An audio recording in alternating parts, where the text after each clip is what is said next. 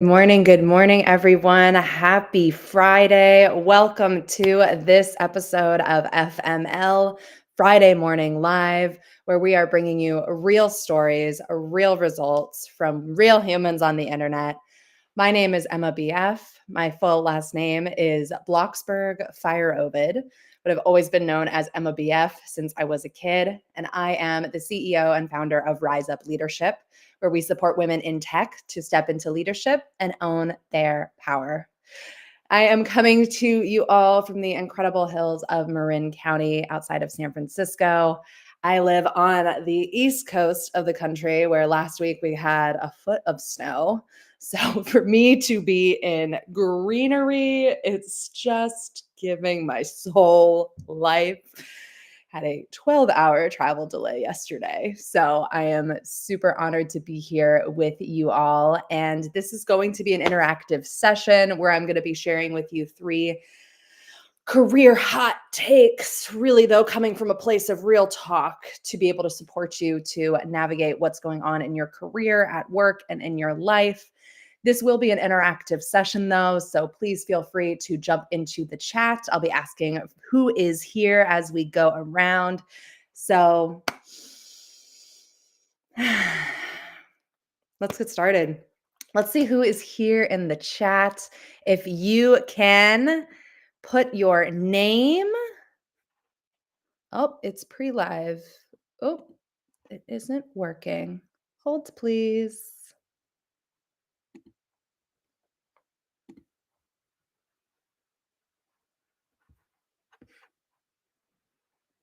Oh, we are live. Oh, we've got 4 people here. We got 5 people here. All right. Thanks, y'all. We are here as we navigate all of the technology. Thank you all so much. So let us know in the chat where you are coming in from, and one word to describe how you're feeling right now. So I know where you're calling in from, and one word to describe how you're feeling right now. I will join in with y'all. So I am coming to you from California. And I'm feeling ready, even though it's 7:30 a.m. here and I had a long travel day. I am super excited to be here with you all. And here's what we're going to be talking about today. Because I created FML because I really wanted there to be a space where people could be real with themselves first, but most importantly, me being real with y'all. Because as a leadership coach, as a career coach, as a trainer in leadership development, I see a lot of things going on right now in my clients' lives. And I know that there are other people out there who may be struggling with not knowing what their next move is in their career. Maybe they're feeling burnt out by toxic workplace culture, especially in tech, especially in the United States. There is a lot of burnout resurfacing. And I also know that it can be really hard in those environments to be able to trust yourself, to be able to know what you actually want. And oftentimes those spaces do not exist either within our companies, within our organizations, within our friend group, within our families, and most importantly, within ourselves. So I'm going to be sharing 3 things with y'all today, and we'll see what resonates with y'all. Feel free to put into the chat who is here. The first piece is about practicing how to let go of relationships. Because I don't know about y'all, but when you evolve in your career, when you evolve in your understanding, when you evolve in your belief of who you truly are, it may be time to let some relationships go. And even though I do this work pretty much all day, every day, I am still a human and I run into this as well. And right now, I am in the journey of releasing some relationships that their time has passed. These are people who I felt very close to for a time in my life. And now it's very clear that we have diverted onto different paths. And that can be really hard. I know I've been struggling with it because this is somebody who has been in my life for a very long time. And when we were close, I felt that support. And when that support goes away, there almost leaves like a void. It's almost like a safety net drops out from beneath you. And that can be really hard and really scary. And so I've been struggling about how to kind of like let this person go. I've been doing things like meditation and journaling and talking with my therapist, like all these different things. But it wasn't until I was on the plane last night on a 6-hour plane that I had this moment where I was closing my eyes and I heard a little voice say, just let yourself be mad. Let yourself be angry. And I started to kind of visualize this alternate reality where I yelled at this person and I told her like all of the ways that I had felt hurt and I had felt betrayed and I had felt like I was treated with unkindness. And I don't think I had ever let myself go there.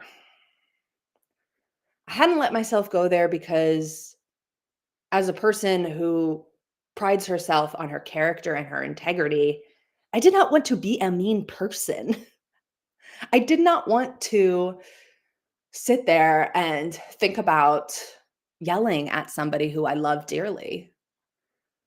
But as I was playing out kind of this mental map in my head, I could feel myself almost looking down at me the way I imagine a parent or an aunt or a family friend listening to a kid who's upset, who's crying, who has felt wronged. And it kind of felt like I was floating out of my body and giving myself the validation and love that I needed. And I was in that state of being for maybe 5 minutes. I don't actually know. On these long flights, you're like, I don't know what time is. And when I went up to go to the bathroom, I actually felt a little lighter. Like I literally felt space in my brain. And I started to wonder, is this all it took? Giving myself permission and space to be a little petty, to allow this alternate reality to kind of play out in my head so that it had somewhere to go.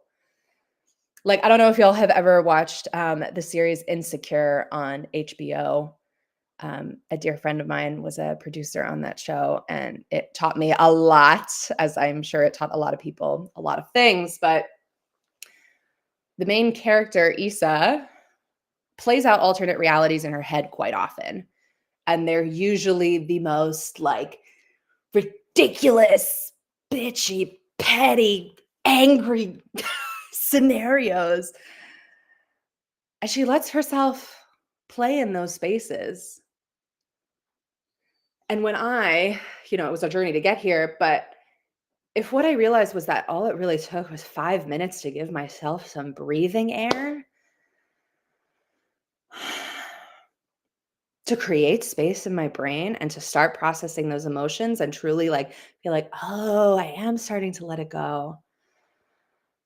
I started to think about how much space we suffocate ourselves by not allowing ourselves to be the mean, rude, angry, confused, whatever like bad word you want to put in here because we don't want to be perceived as mean. And what are those false rewards that we think are happening because we're doing that?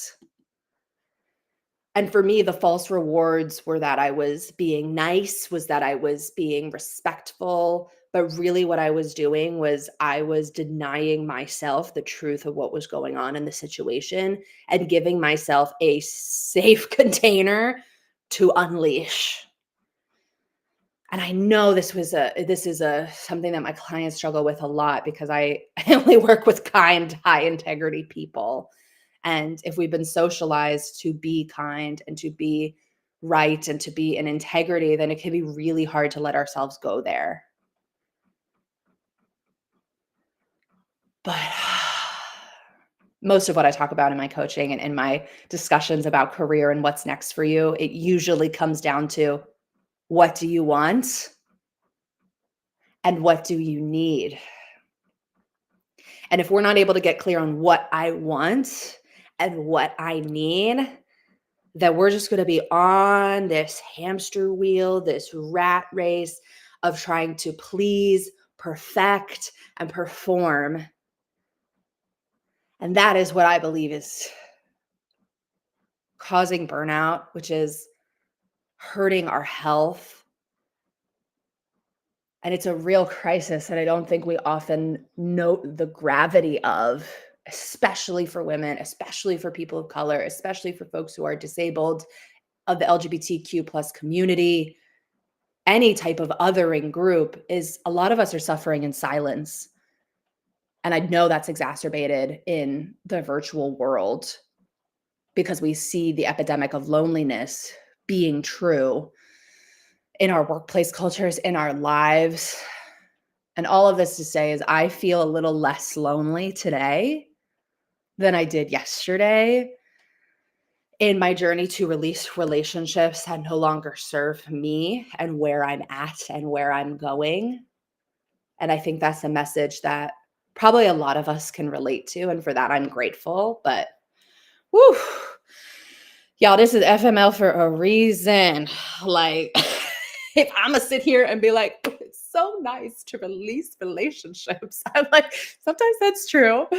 And usually it's really hard. It's usually like, I feel like I don't have the tools to do this.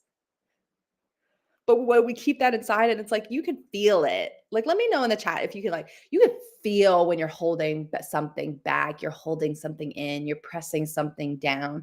And sometimes that's important, especially if you're in a leadership role, especially if you are managing a project, because unhealthy environments might emerge from you just like spewing everything everywhere.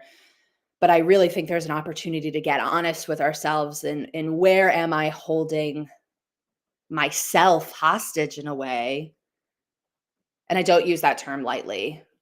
Um, but I do believe that it is a lot of people's realities. And so that was, the first thing I wanted to share. Nothing like some good, intense things to start off Friday morning.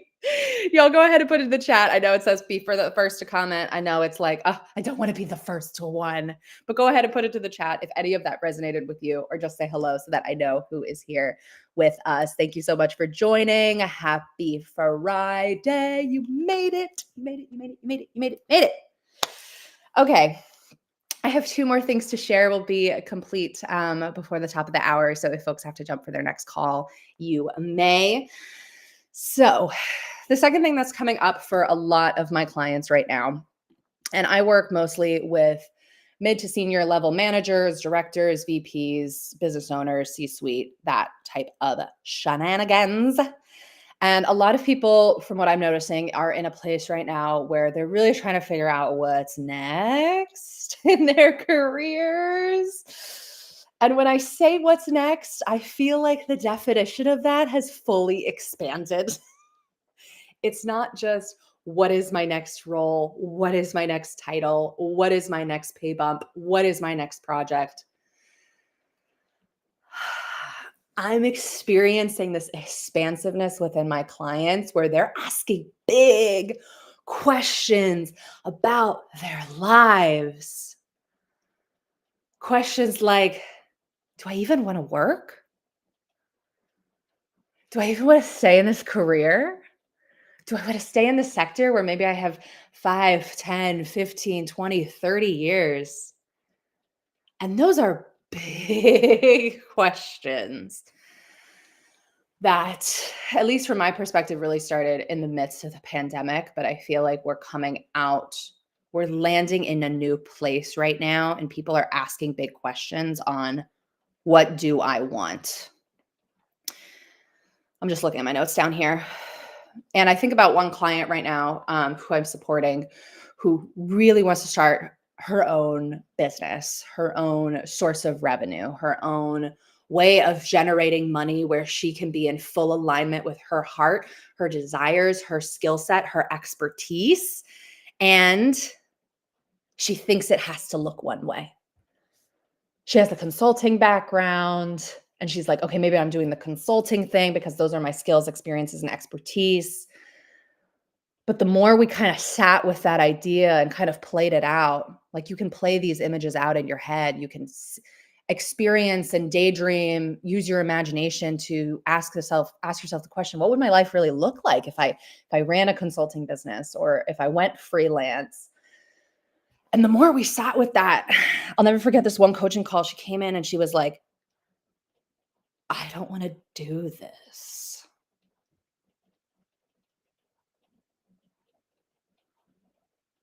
And you could, maybe in a similar way that you can feel myself right now, like it was almost felt like she felt flat-footed because she had an idea of what she wanted to do. But when she actually sat with that desire, it's almost like she started to understand that maybe that dream was not hers. You know, she's had people in her network and in her family say, like, you can start a consulting business, like that makes sense. You can make good money. You can transfer the skills that you've been doing in your career into really what you want. And she's like, yeah. And then there's this moment of realization where it's like, maybe I don't. And it's in that space that we can get really clear on what we want.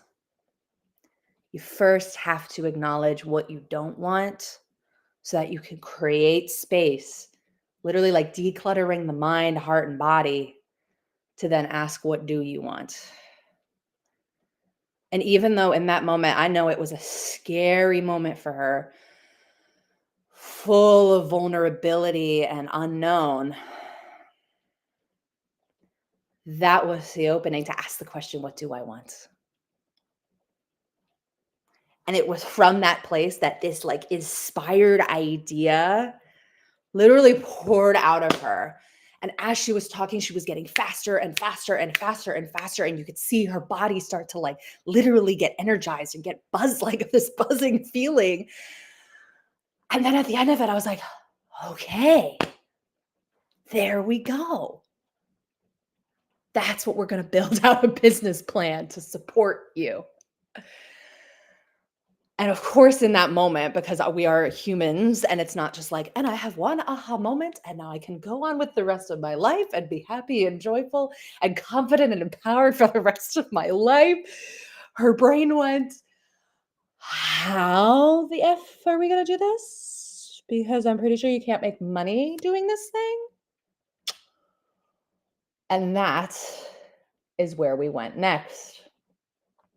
And this is really where I'm trying to get at. It was because in order to get clear on what you want, you first must create space for you to truly be honest with yourself about what you want and why you want it. And maybe why what you wanted before is actually not what you want because somebody else told you it's what you should want and therefore you should go for it. That is step one. And then once you have that realization, I understand, and I have been there, that you can feel like, I don't see a path. I don't actually know how this is going to work, especially because I mostly work with folks in tech. Like we are data people. We love our numbers. So it's just like, if I can't see it, taste it, touch it, see the plan, then I actually think it's a bunch of crap. But then it's from that space. And this is something that I really don't see a lot of people talking about. And it's something that I really do believe deeply to my core. And it may put a few people off, but hey, so it is. I think the biggest blocker for people when they feel like their dreams are too big or they don't know how it's going to get there, that to me indicates an opportunity to cultivate self-belief on a deep-rooted level. And self-belief is something that's so intangible until you know it. For most of my clients, I do work with them to help them understand, like, what is the yes in your body and what is the no in your body. And sometimes, I mean, it could take years for clients to tap into this. I just had a client who I caught up with earlier this week, and she was like, 2 years ago, Emma, you told me that I would know what my yes was in my body, and I thought it was a bunch of BS. And she said, but now I know it, and I can't unknow it.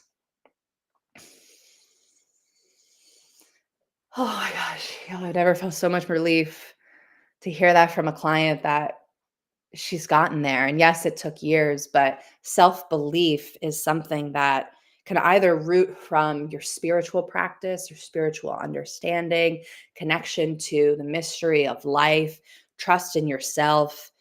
And you can, sorry, I feel like I'm getting a bit off topic. Maybe grab myself in my notes. Your belief, this self-belief in your ability to figure it out is the biggest blocker that I see specifically for women in tech, because they go, maybe I want to start a new business. Maybe I want to try speaking. Maybe I want to create a product. Maybe I want to put a new course out there. I want to create more freedom. I want to create more flexibility. I want to create more in my life that feels like me. And what I see holding people back is the self-belief. The belief in your ability to figure it out.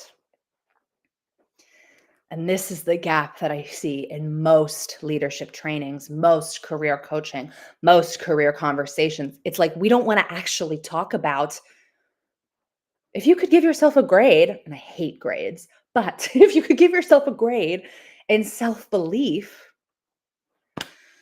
what would you give yourself? And what tools do you have to be able to increase that? What community do you have to be able to increase that? What access to coaching do you have to be able to increase that? And so when I hear people being in a question of what is next for me, or maybe they're at the end of their career and they're like, what do I do now? Or they get laid off and they literally don't know what's next. It's those two steps for me. It's the first is, let's find that flat-footed moment and connect deeply into what do I really want? And then let's introduce tactical, practical, and actionable tools to help strengthen your muscle and your self-belief and your ability to figure it out. Because at this point, almost every answer to a question that you have from a technical standpoint, from a practical standpoint, from an actionable standpoint, is available on the Googs, on the Google or DuckDuckGo if you like the privacy angle. You have so many tools at your disposal, but often what I find, and this is a lack of access to coaching, this is a lack of access to really powerful mindset tools, is in that cultivating your practice and self-belief.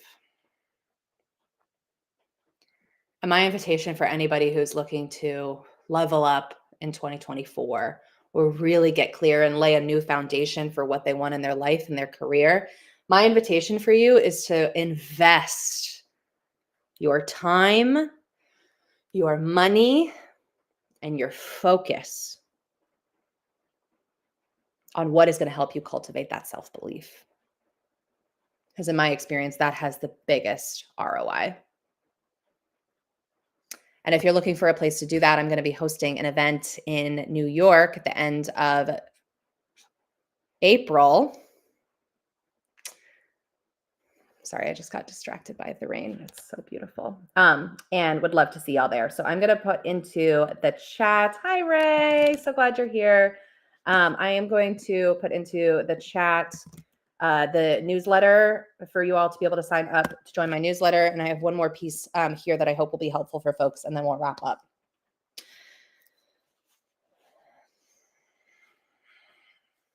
This lesson is also kind of emerging from that relationship I was talking about earlier, because I am a new mom. I have a 9-month-old baby. I love him so much. I miss him right now, and I also don't miss him because it was so nice to just wake up this morning and be like, I can just close my eyes again, even though I'm up early with y'all. But my parents out there, y'all really know what I'm talking about, right? So as a new mom, I have been reevaluating and readjusting a lot of relationships in my life, and have been doing a lot of work around boundaries, which I think is something we talk about again quite often, but I think very few people can actually touch and feel what a boundary is. But again, bring it back to that body connection. So for me, I hear a lot of my clients struggling with boundaries where they're like, okay, this person is pissing me off. Oh my gosh, they're not responding to DMs when I need them. They're not doing the work. They're not putting on their camera. They're not. And it's just like, it's really hard to navigate these hard relationships in work and in life, especially when you're like, okay, I have a boundary. I've noted my boundary, which is maybe, I'm only on Slack or Teams for certain hours and then I get off. But then you go home and you're having dinner with your family, or you're going to bed and you're still thinking about it. And you're like, I don't know. Maybe I should be there. Maybe I should be there. Maybe somebody needs me. Maybe somebody needs me. And there's this, I love when something comes through that I didn't expect to share. But this is a tool that a coach of mine shared with me and really changed the game for how I think about boundaries and how I think about myself in those boundaries. And it's called the victim triangle. I can't remember off the top of my head the name of the person who created it, but it's a framework that helps you understand where you are in relationship to personal responsibility in any context. And there are 3 different sides to the triangle. One is victim, one is rescuer, and one is, what's the word? Perpetrator, aggressor, something. But you feel the energy, right? And it's a simple framework, a simple diagram that you can look at it and be in the question of, where am I? Where am I on this victim triangle? Am I trying to rescue someone? Am I trying to save them? Am I trying to give them everything they need? And therefore, I'm depleting my own self, my own energy, my own time? Am I the one who's really coming for people? And I feel like I'm just going to put my hand up. I feel like this is where I'm working at right now, because I feel like Mama Bear has been so activated. I'm like, don't mess with me. Literally, don't mess with me. But I'm grounding into that. Or are you maybe on the victim side of the triangle where even when something happens and someone did you dirty, somebody treated you with disrespect, it's like you shrink almost into the back of a cave. I imagine a little cub would shrink into the back of the cave and be like, I'm not going anywhere. I'm not seeing anybody. I am hurt and I'm not going to ask for help.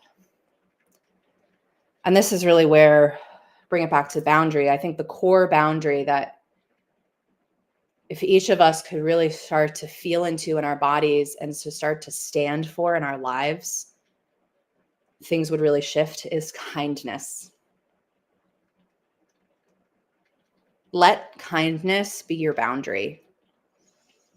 And to know that if somebody treats you with unkindness, this is where we do the self-belief work. This is where we do the confidence work, that you trust in your ability to be able to call it out and question it and explore it with the person, so that you're not attacking them for whatever they said, but you're really asking them to stand with you in personal responsibility to ask, is that really how you wanted to show up in that moment? And on the flip side, when we exhibit kindness, when we see kindness, how do we reward it? How do we nurture it? How do we tend to it? And how do we incentivize it to be able to flourish and evolve in its own way? So I think letting kindness be your boundary can hopefully cut through a lot of the noise on what is my boundary, what am I a yes to, what am I a no to, and keep it simple, superstar, with kindness. In service to time, I am going to wrap it up here. But I see that y'all have been joining us on LinkedIn Live. Thank you so much. The thing that matters the most to me is that you got value from this experience. I'll be going live on FML for the next 6 weeks. It's something I am testing out, seeing if the content resonates with y'all. Y'all are my people. So if you tell me you like it, great, tell me, and then I'll keep doing it. If you don't like it, tell me that too, and I'll stop. But here's the thing, user-generated content. This is what we're talking about. I want y'all to tell me what you want, and a cute little doggy just came to say hello. So with that, I will leave y'all. Go ahead and sign up for my newsletter so that you can get more great content like this. Otherwise, I will see you live here on FML next Friday at 10:30 a.m.